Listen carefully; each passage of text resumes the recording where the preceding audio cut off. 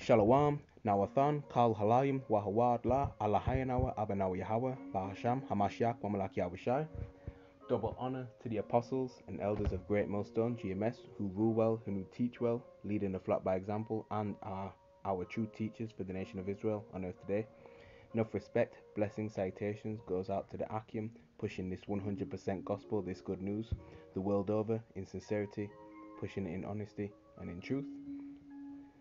To you few sisters, to you I say Shalom, Wa Adwan Ratazah, which means Lord willing. So Lord willing, this lesson is edifying. Yeah, man, we can see, biblical prophecy, playing out, man. Alright? And looking at this, new headline, alright, from this new news article, naturalnews.com, which is a very reputable, news source. Alright, I recommend, going on there from time to time. Alright? Now, this was dated 16th of July 2023, the hopeful year that all prophecies come to pass. Alright? And the headline reads, Massive swarm of grasshoppers, or locusts, wreaks havoc in Utah, America, adding to the dilemma of local farmers who are already suffering from widespread drought. Okay, so they're already suffering from drought. Alright? And the Lord did say that He would send plagues, as before. Alright? And these things are increasing upon planet Earth, man. So, we know very well what time we are in. Okay? That's in First Thessalonians. Alright, brethren, you have no need that I write unto you. Okay? So let's get some information from this article. It says, a massive swarm of grasshoppers has invaded Utah, causing significant damage to crops. The plague-like surge was captured by weather radar systems of the National Weather Service on the evening of June 21st, as it headed northeast toward the Great Salt Lake. A meteorologist, Alex, told the Salt Lake Tribune that the unusual radar detection of the grasshoppers was associated with their distinctive non-uniform movement. Unlike weather events such as rain or snow, grasshopper swarms exhibit irregular patterns. The Spirit of the Lord is upon these insects and upon these beasts to issue forth judgment in the way that the Lord seems, the way that pleases Him. So it says, in quotes, "This is not a common thing," said Chris Watson, the state entomologist managing Utah's insect and pest program at the Utah Department of Agriculture and Food, UDAF. Grasshoppers themselves are common, but for them to show up on a radar detection, to my understanding, it's not very common. This infestation coincided with a widespread drought that has affected several states in the region. The grasshopper invasion mainly affected farmers and ranchers who rely on forage availability for their livestock. Experts believe the prolonged drought created favorable conditions for grasshopper eggs to hatch and develop into adult insects. In response, the UDAF offers a grasshopper and Mormon cricket suppression program to assist affected producers. Farmers can apply for free pesticides through a government cost-sharing program. And, nothing can drive these plagues away, man. All right. All they can do is prepare for it.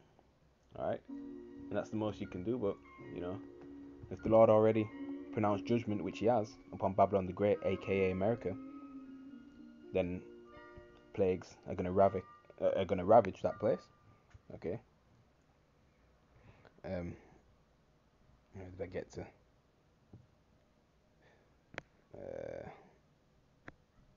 However, the effectiveness of these measures has been questioned by farmers, especially considering the challenging conditions posed by the ongoing heat wave and drought.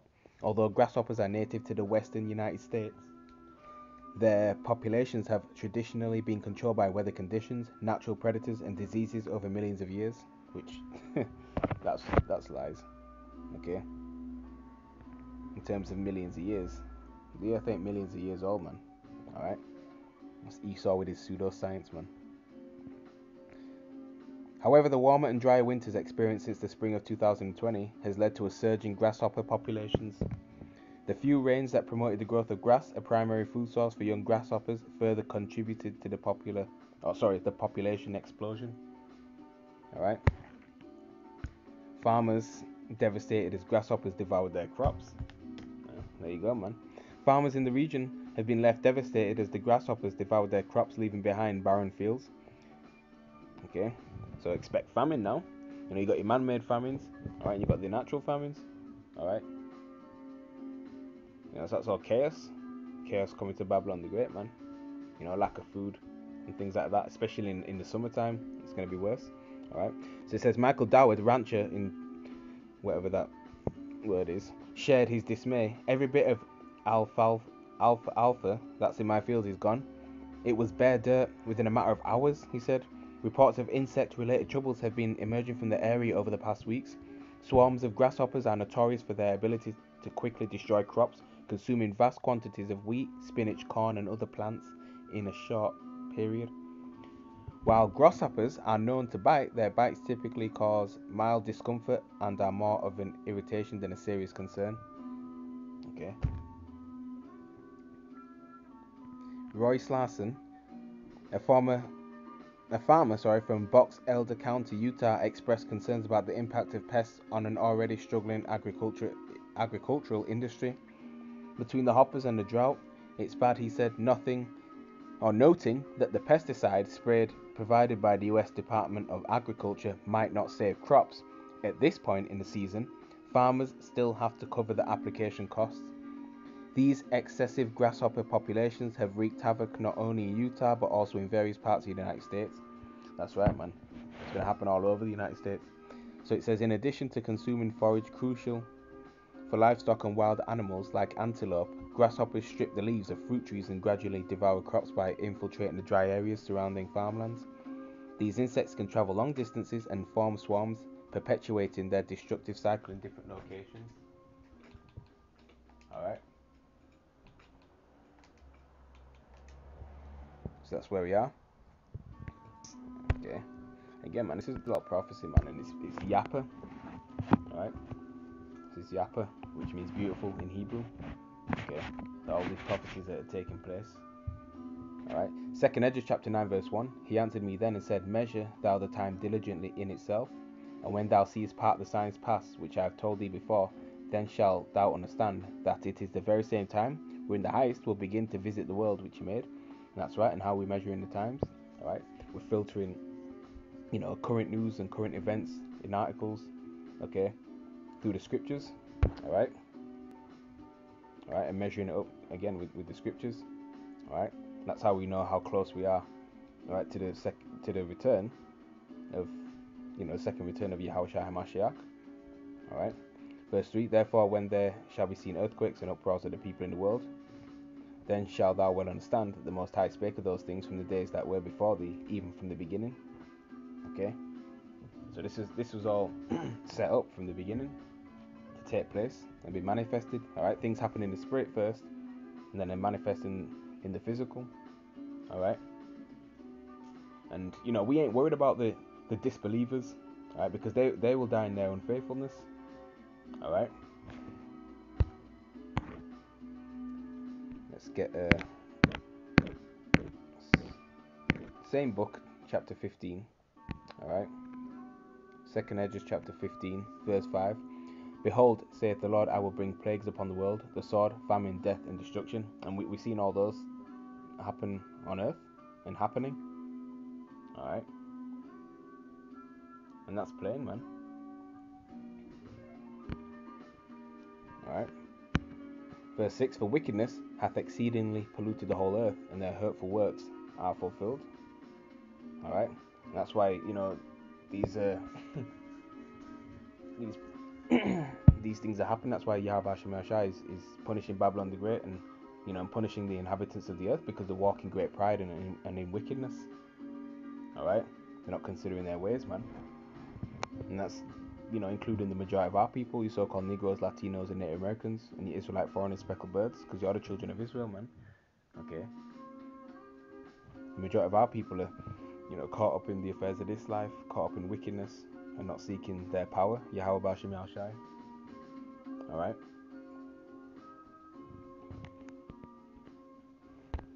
Let's go to Isaiah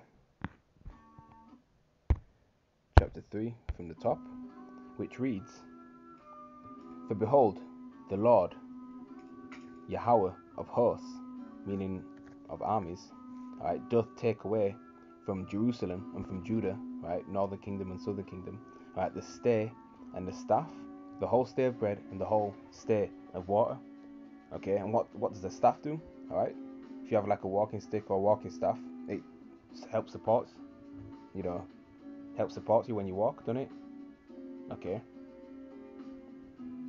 alright, that's what you use it for. Okay, so you basically depend upon it. Alright, so the Lord is stripping away the comforts of Babylon the Great. Alright, he's bringing forth great anguish, great distress, alright, and great torment on America. Alright.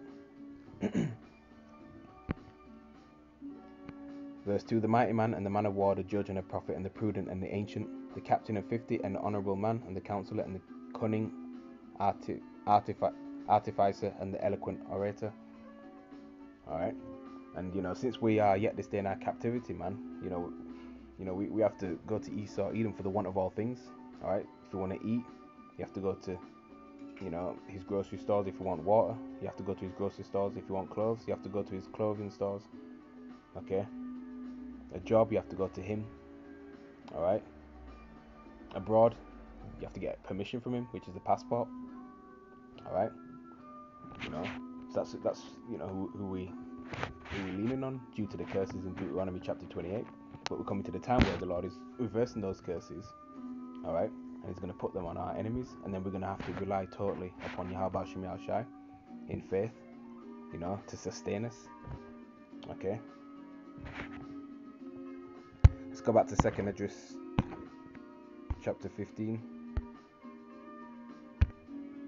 Okay. In verse 7. Therefore saith the Lord, I will hold my tongue no more as touching their wickedness, which they profanely commit, neither will I suffer them in those things in which they wickedly exercise themselves. Behold, the innocent and the righteous blood crieth unto me, and the souls of the just complain continually. Alright. We'll jump down to verse 10.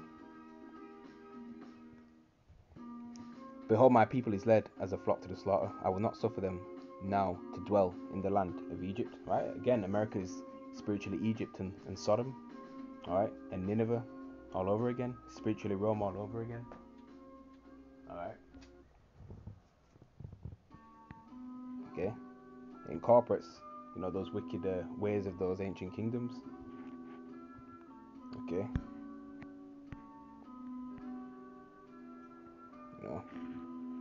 And America needs to be punished for all the wickedness that is pushed out throughout the whole world, man. Its doctrine, its philosophy, right? Alphabet, gang, you know what that is all about, all right? All the wickedness is pushed out towards, to all these nations, man. Okay.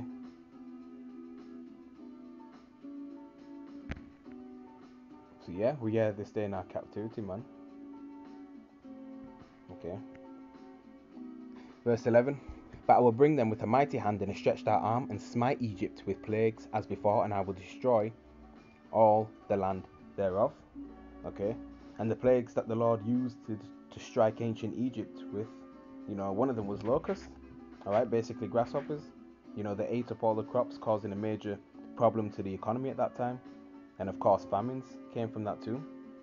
Alright. So just as before, how the Lord punished ancient Egypt, alright, he's doing the same thing to Babylon the Great America, alright, in various ways. So there's nothing new under the sun. That's why scripture says whatever is written aforetime is written for our learning, alright. Through the scriptures, alright, we might have, faith and hope, roughly paraphrasing. Alright. So in various ways, man, we see the Lord tormenting this place, man, and rightfully so. Alright. Droughts happening. And then America deserved this. Okay.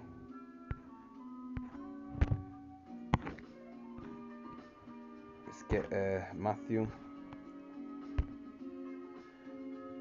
chapter 24, start at verse 3, which reads, And as he, which is talking about Yahushai, alright, sat upon the Mount of Olives, the disciples came unto him privately, saying, Tell us when shall these things be, and what shall be the sign of your coming and of the end of the world. Right, talking about this current rulership ran under wickedness by Esau, Edom, the so-called white man. Alright, as it's written, Esau is the end of the world, and Jacob the beginning of it that followeth. Alright.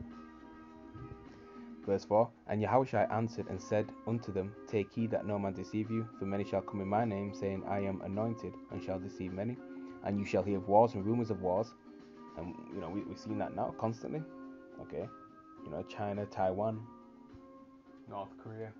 We've seen, nations gathering, allies. Okay. Especially we've got World War III, which pretty much has already started, the beginning stages of it, right, with Russia and Ukraine. Okay. Certain nations wanting to join the BRICS coalition as well. So we've seen all these. So it says, See that you be not troubled, for all these things must come to pass, but the end is not yet. For nation shall rise against nation, and kingdom against kingdom, and there shall be famines and pestilences, like what we just read about, and earthquakes in diverse places. And that's right, man. And you just had a recent earthquake, in Alaska or around Alaska, 7.2 magnitude. Okay, so everything is set and ready in place for destruction. All right. Verse 8, all these are the beginning of sorrows. And that's right, man. So it's imperative to repent. All right. If you haven't done so already, all right, and turn back to Yahweh Shem Yahshai. All right. If you're an Israelite, because you want to get on the good side of the Lord. All right. While we still in our grace period. All right. So there we go, man. That's where we are. So I'm gonna leave it right there. All right. End the lesson right there. So keep studying, keep praying, pray for one another, pray for the apostles and elders. All right. And with that, I'm gonna say shalom to the elect. Kwam Yasharala wa Ababa Ball. Shalom.